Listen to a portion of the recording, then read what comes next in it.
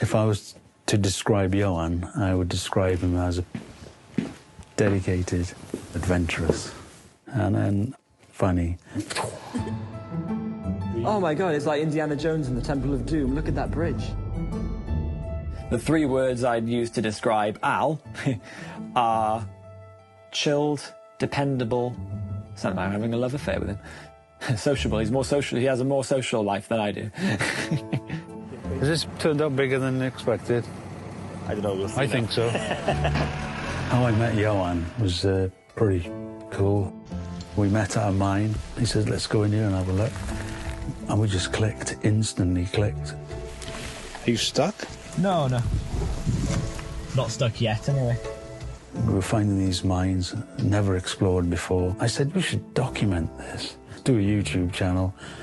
Now we've got 37,500 followers, going up loads. How crazy is that?